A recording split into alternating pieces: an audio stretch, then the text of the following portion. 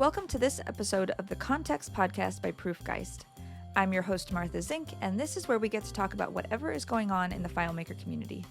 In this episode, we have another FileMaker Chat crossover with half the Matts. I'm joined by Matt Navarre and Todd Geist as we discuss the changes to the FileMaker platform and the impact that it has on the Claris community. All right, so we are doing a little bit of a mashup with our podcast here. We've got Matt Navarre, half of the Matt and Matt show, and then we've got Todd Geist, which he deals with me all the time. And I'm Martha Zink, and we thought we would just chat for a little while. It's been a while, Matt, since we've had a chance to chat with you. Yeah, it has been a while. So we're releasing this to, well, I think we're going to be maybe changing our name from FileMaker Talk to Claris Talk because it makes sense. Where you got that name? I know. Yeah. And then did you guys change names? Are you staying? You had some podcast changes too. Yeah. No, the podcast is still called the Context Podcast, which still will work. Change? Yeah. Still going to be important, at least for the foreseeable, at least as far as we can see. Context is still going to rule how you think about FileMaker or Claris, whatever the platform is. So yeah, context is king is one of the things I always use in training. Yeah. Right. Absolutely. Yeah.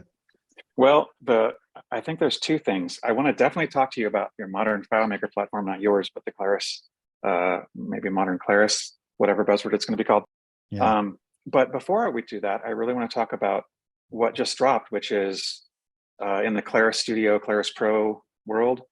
They released it, so it's now not in developer testing anymore. Yeah. And there's some really big changes, a couple of them that I didn't know were happening. One of them is the file format change, which is a big one. And the number change, which is no big deal, but it was going to be called Claris 40, Claris Pro 40, and it's called, or 20, and now it's actually called 40. So they made it twice as good. I think they did that to sync it up with the server, but I'm not sure. I mean, who knows? They probably just wanted to get all the numbers together and make it into, make it consistent.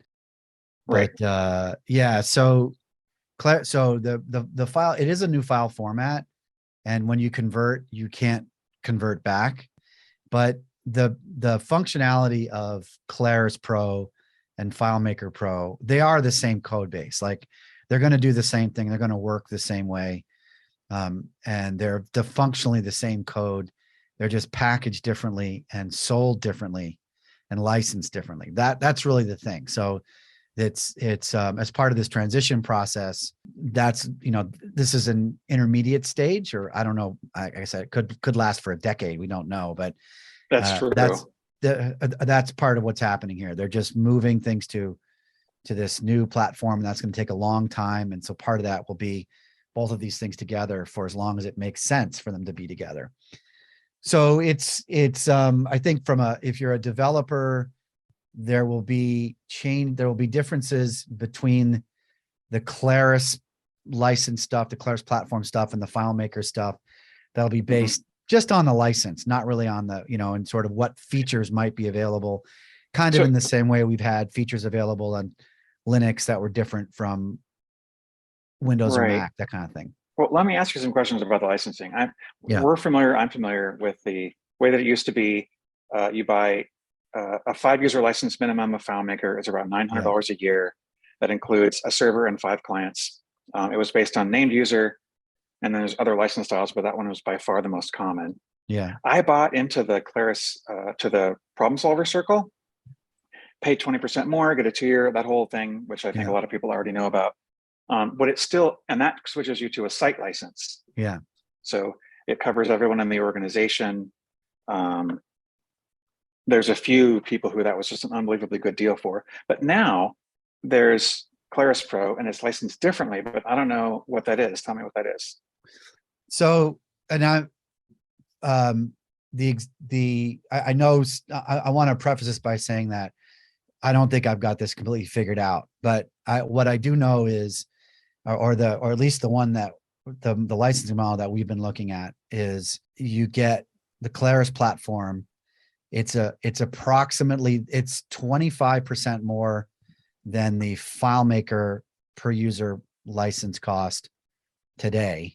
And that's going to change. They're actually raising the prices on the FileMaker license by 10% starting in in a week or something, right? Next week, something like that, right? So if I've got that right, that means that the Claris platform will be 15% more than the FileMaker based licensing, and it will include Claris Studio, Claris Connect, Claris Pro, and Claris Go, and Claris Server, which you get three licenses for. So you can install up to 3 of those on your own servers. So for 25% more, you are getting more, or 15% more is what it's going to be. You are getting more things, and it's just one price. Like there's not a lot of other things to think about and to worry about. And then they've also announced that this isn't coming yet, but I think they've been pretty open about this, that there's going to be a freemium model on the Claris side as well, which I think is very exciting. That's always been one of the major roadblocks, or at least has been for the last 5 to 10 years, where I know with the rise of SaaS software and web-based software, people could just sign up for stuff and they could be using it for free. And then, if they liked it, they could opt in. That was very challenging in the FileMaker world to do that. So that's exciting. So I thought that was going to drop now, but it didn't. So I think they're being smart. And this is now I am just guessing here, but I think they're being smart about how they're rolling this out, which is they're not like, if you go to the homepage right now, you don't see this pricing. You don't see this new shift. It's not there. They are rolling this out to customers, widespread. Anybody who would like to do this can now do it, but they're not like, this is not the golden path, or it's not the preferred path yet. And I think that's because this is a whole new thing. They're rolling out a whole new infrastructure based on MongoDB to run the studio. And, you probably don't want on day one to have all of your sales and all of your new customers and all of your new things all loading onto this new platform that, you haven't run it at huge scale yet. I mean, they just couldn't have. There's not enough. Right. They kind of rolled it out to the problem solver circle, which brought a bunch of other people, and now they're going to a slightly wider circle, and eventually it'll become, the main way, but they're doing it slowly. And I think that's smart. Right. So I expect the premium thing to drop a little bit later, or the freemium thing to drop a little bit later as they roll this out more widely again. Is it still 5 user minimum, do you think, going to be? Yeah, I think it's, maybe the freemium thing will be under 5. I don't know. But the currently starts at 5 users. Okay. So no change. Yep. No change. So you get quite a bit with that, for that price, especially when you think about where it looks like Studio's headed. I mean, it's still pretty simple, but we can see how quickly they've been able to move and start to create some pretty interesting things. So if that continues exactly.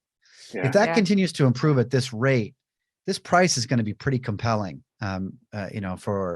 for all the FileMaker people out there, but also for new companies coming on board, which I think is super exciting. Yeah. I'll tell you what, one thing that I was really disappointed with because of the file, it wasn't really the file format change. I'm not sure exactly what it was, but now, when I launch Claris Pro, it cannot connect to my FileMaker 19 server. So the database that I used to be connecting to, I can no longer connect to. Yeah, that's right. And this is the licensing. So this is a licensing restriction, or at least, like, again, it isn't that it can't technically, obviously, because it could in the preview examples. Right. But it's really more about they're saying this is the Claris platform. If you can't use it, then you have the FileMaker platform, and those two things will be somewhat in sequence, although there will be you can't go back and forth between them. Yeah, but you can't do it means you have to do a wholesale change, right? Like if you have an organization with 100 users, you can't upgrade the server and then slowly over time, over a week or a month or whatever, upgrade everyone to the new version. This way you have to actually, install, configure a server for Claris 20, which, by the way, 40 Claris Pro, which doesn't exist yet. The only server they released is Linux. Yeah, and they have said that Windows and Mac are coming. I mean, they may come. I mean, I think there's, they're probably deciding how big a priority to make it. But frankly, you can run Linux on Mac and Windows just fine. So it seems to me that, I mean, if it was me making the decision, I would be looking at other features that actually, that unlocked more power of what Studio can do and things like that. Mm-hmm. But it may be that they have enough customers who ask for it that they may have to release Mac and Windows servers.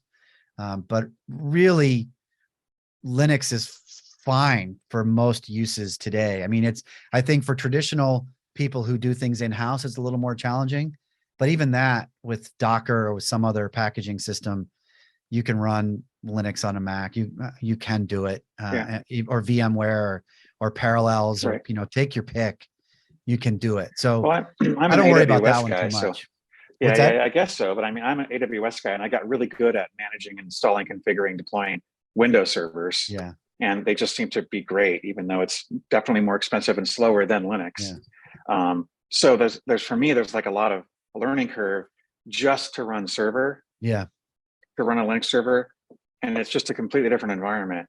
I'm not going to bother. I think I'm just going to hire a hosting company for my little operation. We know one. We have a hosting company to recommend to you.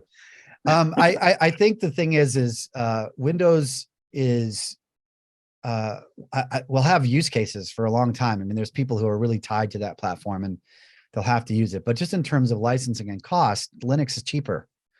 So you're just, over time, it just seems like, that's the cloud. The cloud is mostly Linux.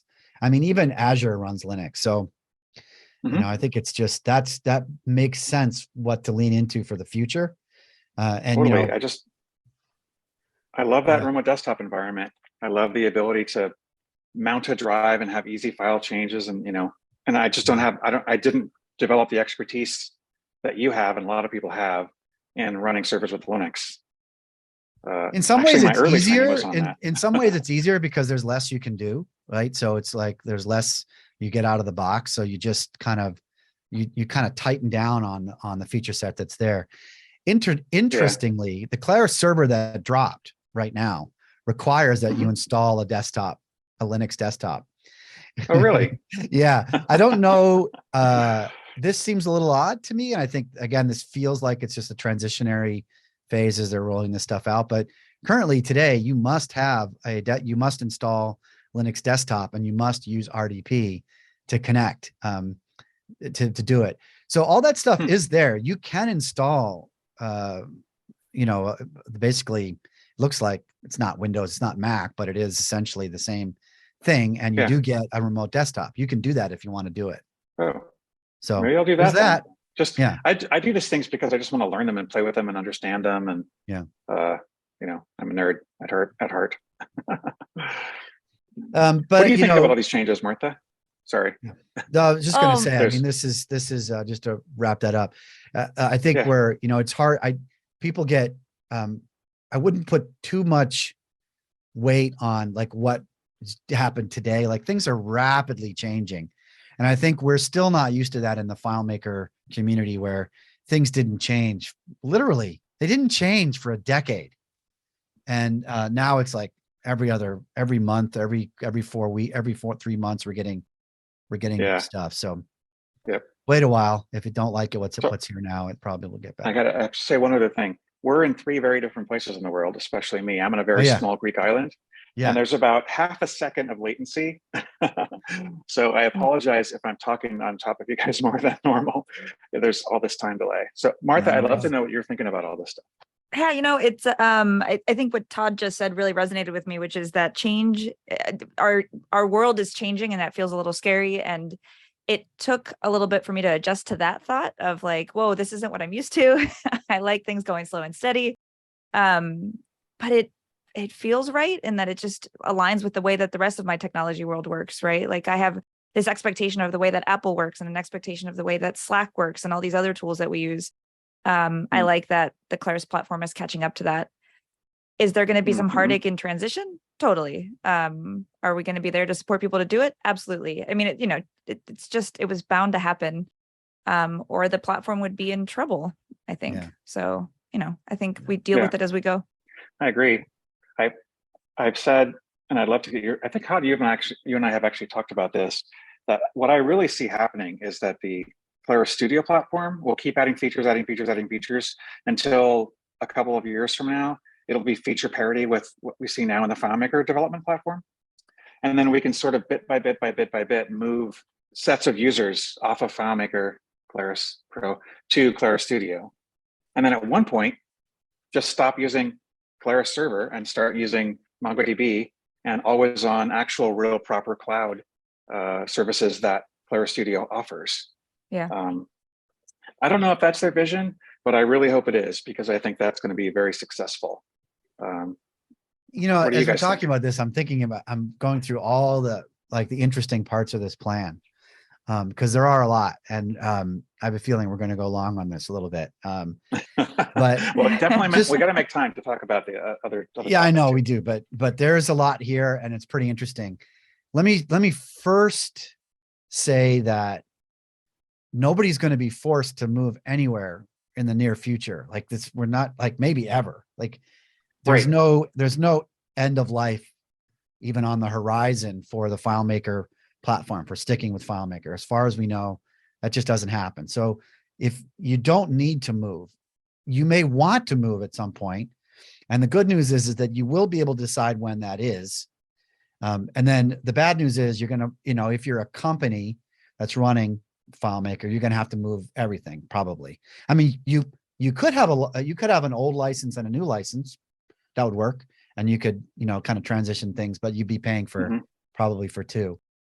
This doesn't change the day-to-day of most FileMaker developers today. Like when we talk to our teams, the people that, we're running, I don't even know how many projects are getting run right now. We have I don't know, a dozen probably in flight at the moment. There's nothing really happening there in terms of moving to Claris Studio or having to even think about any of this stuff right now. They're just cruising along as the projects have been planned. And that is the way things can happen. When it becomes reasonable for an organization or a team to move, they can move. And I think this is pretty interesting, and especially the way that they're doing it. So when you move to Claris Studio, when you open up Define Database, you see this little button when you select the table, it says Migrate, and you can actually move that table right out of your file into Claris Studio, which means it's going to end up as a collection of some sort of MongoDB underneath. Huh. Now I did not see that. That must be a new. It's new. It's in Claris Pro. One thing I would say is that I don't think in any near-term horizon, MongoDB is something you're going to have to even worry about, think about, deal with, know about at all. Even if Claris Studio becomes an on-prem hostable thing, which they've said is on their roadmap, but it's not coming, you're not going to think about it. It's going to be the database engine that is hidden behind the scenes that does all this stuff, but they don't need to expose that to you. And it's kind of like, if you ever look at how WordPress stores its data, like in the old days, it's not normalized, right? It's not like it's like normal data. It's just like all this postmet and all this weird stuff shoved into fields. It's going to be something specific to the way that the Claris architecture works on top of it. It's not going to be something that is just going to make sense straight up Mongo. So I don't think we need to worry about that at all. But the cool thing is, once you do that, it is now living in the cloud, and it's no longer in your file. There's no longer a file for that table. That table is no longer in a file. It is literally a table that is running in somewhere in the cloud. Who knows where at this point? Uppercase C cloud, not lowercase c cloud like we've had with FileMaker Server to this point. And so Martha likes that. And now you can use that table in your Claris Studio. So you can build views and forms off it and things like that, right? So you can build Kanban boards and you can do all that kind of stuff. And you can do all of the cool new Claris stuff there. But the Studio has really no programming, very little. It has no really, not much in terms of calc fields or anything like that, really nothing. But we have the entire FileMaker scripting engine and calc engine that can still work on it, because you can still write scripts that run with it. You can still make layouts that run on that data. You can still make calc fields that work with that data. And that is pretty freaking cool. It's cool. And you can have like like what I did, Claris Studio doesn't have like an auto enter primary key. Yeah. And like date and time stamp fields. You just make the fields in the table that you're going to use for that. And then I have a script in Claris Pro that sees if there's new records, and it just sets a primary key and sets the creation information. So now the data looks like a regular old FileMaker table. Yeah. And then I can run a script that says, oh, okay, well, now there's a new record. Like if someone filled out a form, go look for their name. If you find it, link it. If you don't, make a new name record.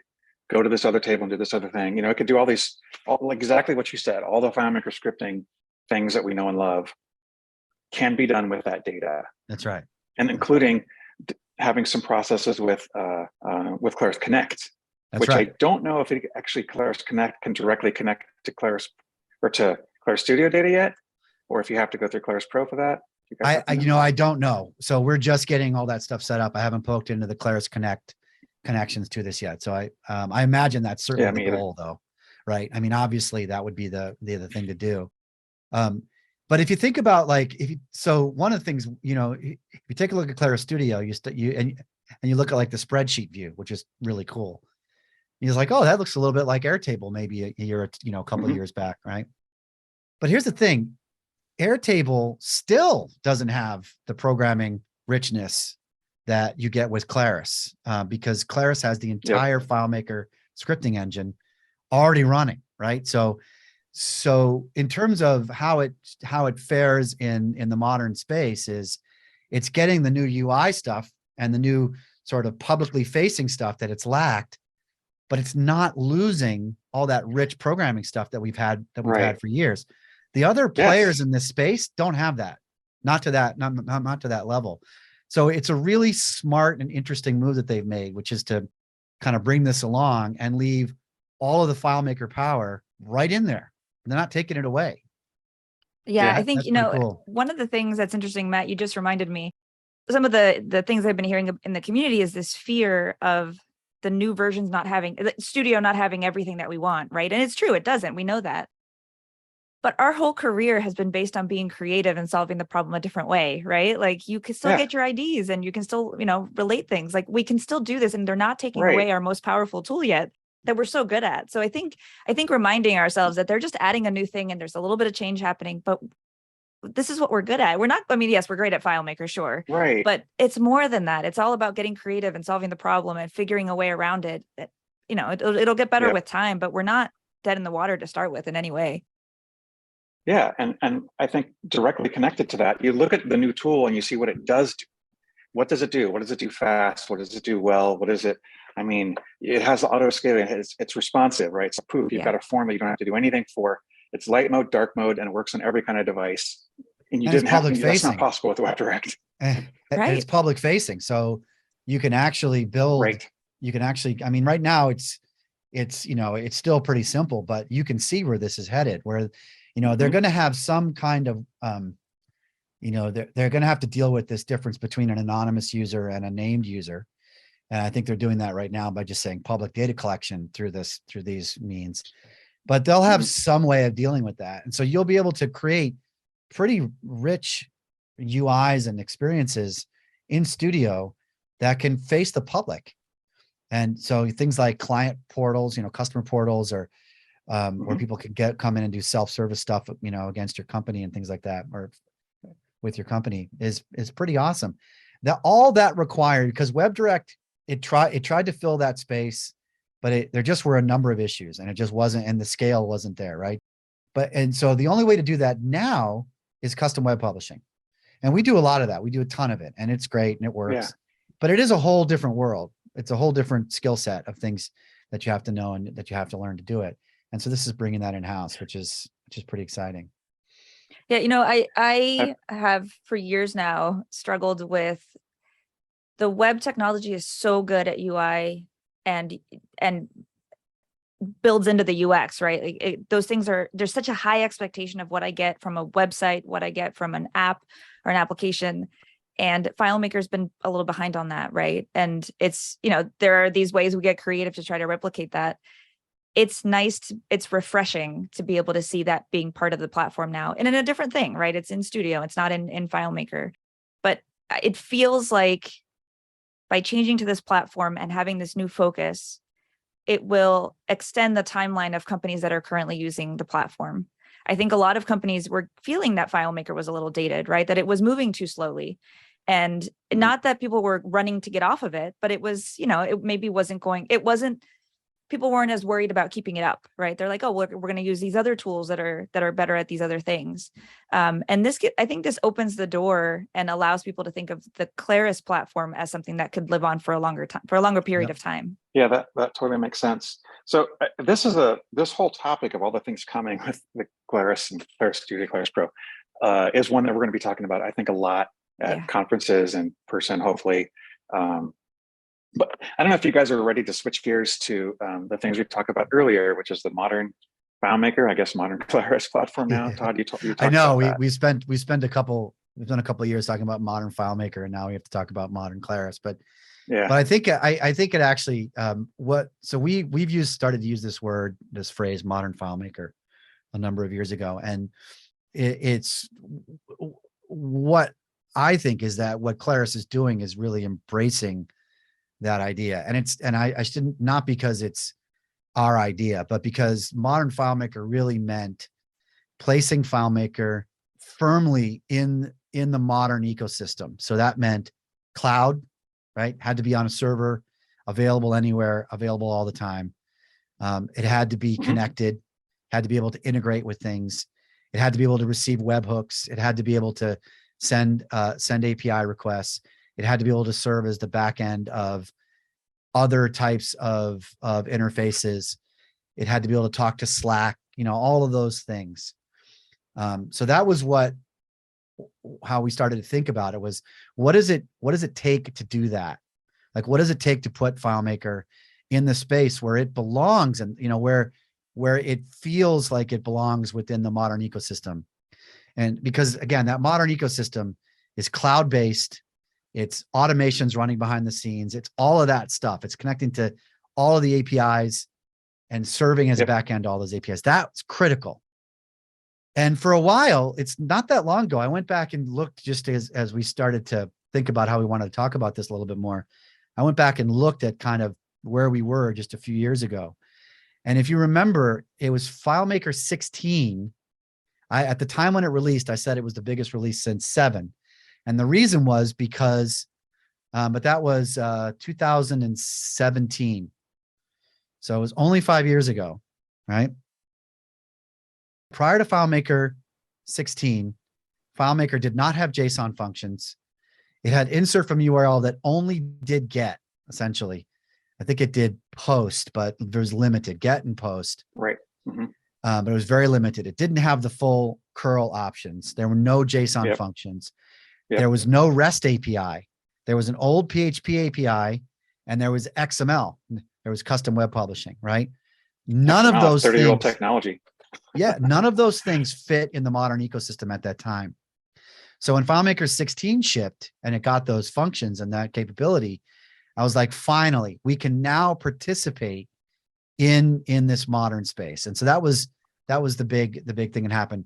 And they put Node.js on the back end, and to make the REST API. That was another step forward from making a change from Java to Node and JavaScript. And then, the next big change came with FileMaker 19 just a couple of years ago now, where the web viewer was unlocked with the JavaScript integration stuff, right? Again, firmly placing this into the modern space where you can use, modern web frameworks to create UIs that you just can't do with FileMaker. And then the final thing is probably the move and the focus on Linux, which again is cloud first. It's, Linux is the foundation of the cloud, and having FileMaker server run on Linux was a key thing. So we've shifted. We've gone from a client server database that was isolated from everything else around it, really, from the rest of the ecosystem, to something where the action is happening on the cloud and in the server. Server-side scripting is another one. PSOS, right? All these things that put the focus on the server, and that is what we think of as modern FileMaker. Is that it is firmly rooted in the server, in the cloud. It takes Yeah. advantage of the cloud and all of the ecosystems that are tied into the cloud. So Claris, other than really clearly getting the message and putting these things into the platform, what do you see that they're doing to advertise, to evangelize this way of seeing it? Are they using the phrase modern Claris, modern FileMaker? They've used that people have said it. Like they've said it on podcasts and on, I think in the webinar last week that was mentioned. But it's a way of thinking about it, just in that terms. Like instead of, and how that comes down to day-to-day operations for people writing FileMaker solutions is, instead of saying, I'm going to write a big giant thing that replaces 5 SaaS apps, you say, no, in fact, what I'm going to do is build just the parts that we don't have in those 5 SaaS apps, and I'm going to integrate with them, right? That's probably a way of summing it up, that you don't try to recreate everything that's out there. You try to integrate with it. And so they talk about that. And I think Claris, the FileMaker platform today, is actually quite good at being an integration layer. It's really quite good at it. And that's another key part of that. And so they're definitely talking about that. But I think now that they have their new Claris platform, they're going to be spending a lot of marketing and other time talking about that, as they should be. So I don't know how much they're going to talk about this in terms of, modern FileMaker and what that means to that platform. I think they're just integrating their language with language that's expected on other platforms, right? They talk about cloud native, they talk about integrations and it being seamless. And so I think that they have an interesting problem to solve, in that we, the FileMaker world, need some bridge to feel comfortable with this, but they also need to attract new people, right? And so just using those terms is really important, and not always depending on just the existing crowd, right? They need to expand that. Yeah, there's not a lot of net new. Right. Hasn't been for a while. Yeah, I think to see how that goes. I think so modern FileMaker is what we say to people who are wondering what to do and they're not ready to move to the Claris platform, but they're heavily invested, right? Or they come to us because they like FileMaker and they want our help building something. This is how we talk about it. It's like, you can build very well, and forget what Claris is doing for right now with Claris, with Claris Studio. Right now with the FileMaker platform, you can do quite well, as long as you understand about where the future is, which is the cloud. And so it's really embracing that whole thing, and embracing integration and embracing these other kinds of tools that you can use to build applications that interact with your FileMaker database. Make a Slack bot that talks to your FileMaker database. Totally doable today. Totally doable. We're experimenting. We're thinking about moving to this. I think we're going to actually do it, to this Gmail. It's like a boosted mail client called Front App. And they have this great integration layer that can, when you see an email message, we'll be able to talk directly to our FileMaker database and show all the information we have about that email address from our database, right? That's cool. That's what we mean when we say modern That's FileMaker. key stuff. Yeah. Yeah. I mean, one of the things that many of my clients are having a problem with is just sending an email to FileMaker now. It doesn't authenticate to Google, to Gmail the way that it used to. And you certainly can't use the method to open up the mail program. Because everybody's using Gmail. Because people don't use that anymore. Yeah. That's right. Yeah. And so there's no right. slick. So integrating with, and there also are challenges, right? Sending mail comes up all the time, because you can't just blast mail out of your mail account. You will tank your account, you'll tank your domain, you'll tank your IPs, whatever. You have to be, so you kind of have to use APIs if you want to send anything in any kind of bulk or anything like that. So, but this is what we mean by modern FileMaker. Now, that said, this older model we have, which is still really client server database, that engine, as Peter talked about in many of the webinars, they're just not going to be able to move it forward fast enough to take it where they need to go. And so that's why they decided to build this new thing. And I totally applaud them for that, because I think, it's just a different world now.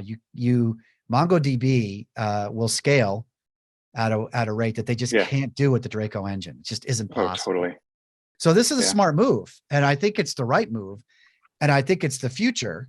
But if it's not here for you today, you still have all this great stuff that we can do with this modern FileMaker language and methodologies that we have. And so I don't know, I'm pretty excited about it, because we have this great world now, and we have this the glimmer of what the future might be. And we can see that the path between those two things looks reasonable, looks doable. It's going to take some time, but it looks like it's going to work. I think we're all on the same page with that. But I think it's actually really good to talk about it because many people in the community, and I think especially clients, don't really know. So I think kind of bringing out these details is really useful. It's important. And what I hear a lot when people see these things for the first time is they say, oh, but it doesn't do this or it doesn't do that. Right. And again, it's just, the rate of change is much faster these days and things are moving. And, more than likely at some point, if it makes sense to get into Claris Studio, into the new platform, it'll get there. So it just may take some time. Yeah, I think that the Claris energy is a little bit different too. Robert Holsey did a presentation at AutoEnter and like he was jazzed. I mean, he was super pumped about what he was showing, and I think that there's this new level of, I don't know, it just feels reinvigorated to me. So that's exciting to me, right? I mean, they've got to prove it, and we've got to watch that happen. All right, I'm not naively just following along, but I really do think that they're headed in the right direction. No, I think they're excited about it. One last thing maybe to mention is for companies like us, or really anybody who's in the market of developing databases for other customers. There is going to be a challenge, which is that a lot of the buzz coming from Claris is going to be aimed at this new platform. Kind of makes sense. Like you can't really blame them for that, right? They now have something that looks modern, feels modern. They're going to have a freemium model based on it. This is their growth strategy going forward. So they're going to be talking about it a lot, right? And so we have to figure out, and this is the challenge that Martha and I have in particular, because we're responsible for the marketing, is we have to figure out how to play in that space and play in the old space, which, the older space, which is still going to be viable and very important for most of our customers for years to come. So I that's what I'm sort of like, how are we going to do this? How are we going to be in both worlds? It's going to be a little challenging, but I think they're helping us by keeping them so similar. So it's not like your FileMaker scripting skills are going to be obsolete in the Claris Studio land anytime soon. So I hope we can do that. For a small client, I see no downside really, other than a small price increase of just switching over to Claris. And then if you want to use Claris Connect and Claris Studio, it's there. And if not, then you're on Claris and Claris Server, and it's the exact same thing. That's certainly what I'm going to do for all the things I work on. Anything that I can do, I'll be doing. I think there are some things which I still haven't quite so we haven't figured out the list of things that say don't move yet. Like there are some of the authentication is pretty clear, and there's probably others. And we just, because it's still new and we haven't faced all these things, we're going to figure out very soon what are the things that are going to prevent people from moving. And you just have to stay until you either move off of AD, Active Directory, or they ship it, one of those two things. And you have to stay there for that. Yeah. Is Active Directory not supported in Claris Pro? I didn't know Claris, so it's Claris ID is the thing that makes it all work. So currently it's Claris ID. Yeah. Okay. Yeah. I didn't know that they actually took Active Directory out of it. Well, that's news to me. It's just that to log into Claris Studio, you need to use a Claris ID, and to see your studio tables, you need to have logged in to your FileMaker with Claris ID. And there's actually two totally different things that you connect to. So like if you use FileMaker Cloud, then that's one ID. But then there's also like the Claris Studio ID. They are merging those. They're merged. Right? Either they have merged or they will be merging. But but right now, authentication is one of the things that's like you have to be okay with Claris ID, and that may not be true for everybody right now. There's probably some others, and they may have mentioned these, but we don't have a definitive list yet, and I don't want to say things I'm not sure of. But people should know that there are a set of capabilities that aren't going to. Oh, another one is I don't think ODBC is available on. Maybe it is actually. I don't know. So, well, I there's some things I don't know whether they are or not. Well, in all the testing versions of Claris Pro, basically all the things that were there are still there, and there's one new one, which is Claris Studio Data.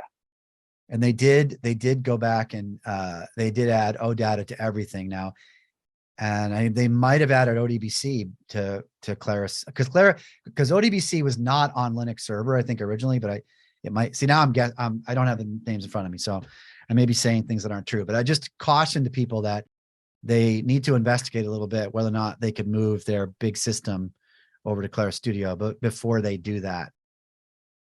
So, and again, there's no rush, right? That's Yeah. the key piece, is like, we don't have to rush and go move to a new platform. What we have is working. They're keeping it in parity for a while. I mean, for the foreseeable future, we don't have to move until we're ready or until it seems feasible. So I think that's an important thing to keep in mind. Yeah, it's awesome. I'm super excited. We're just really getting rolling with it now. Now that everything is essentially released, and figuring out all these edge cases so that we can start talking about it, documenting it, teaching people about the new stuff. And there is new stuff coming in FileMaker 19.6.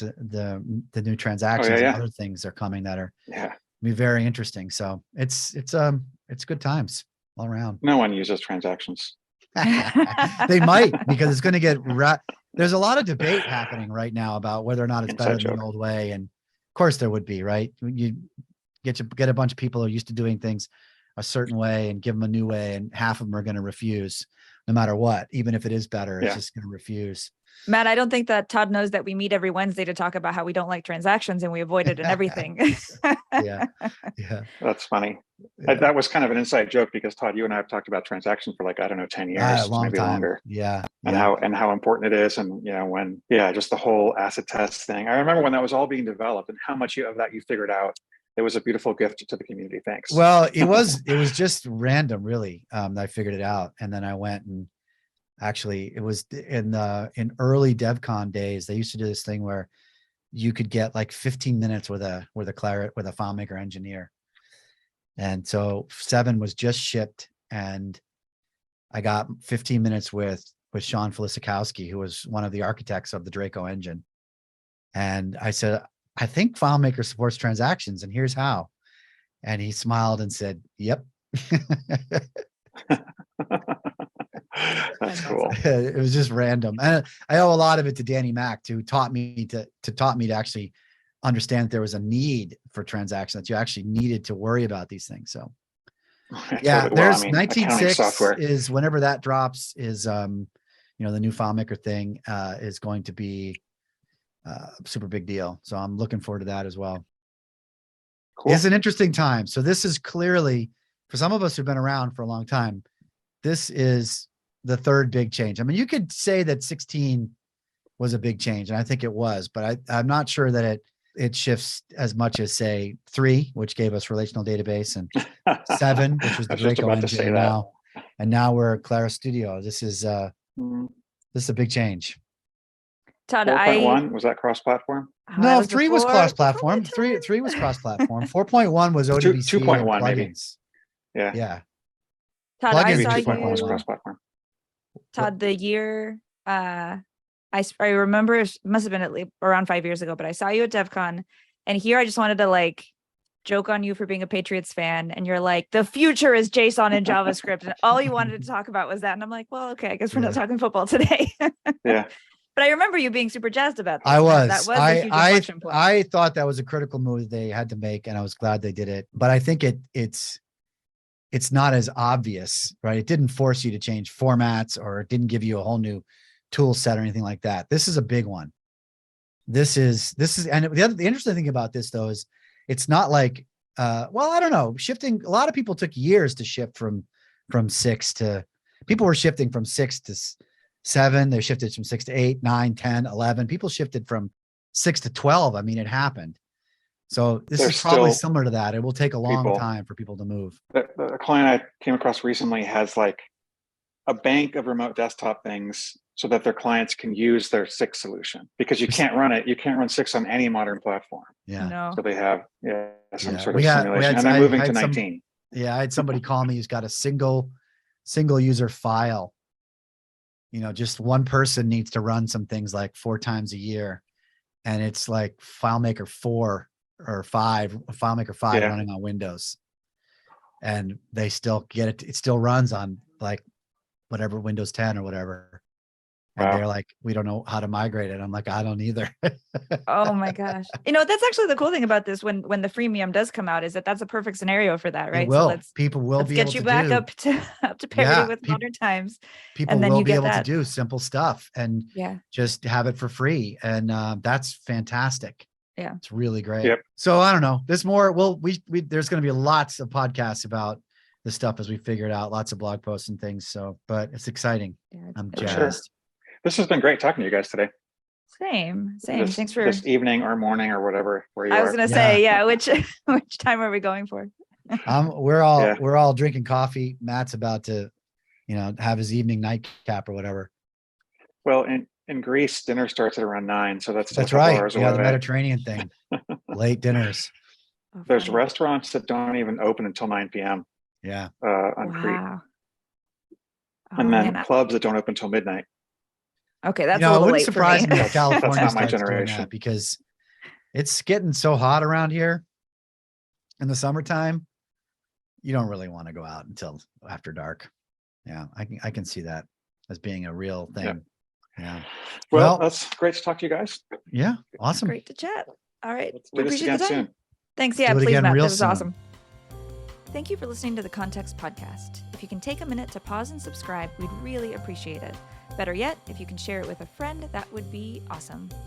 No matter if you're a FileMaker developer, consultant, user, designer, project manager, or whatever other role you have in this community, you're proof of how amazing this community is. My job is to help spread your knowledge and your stories on this podcast. Find me on Twitter @MZ123 or @ProofGeist, and let's share your story.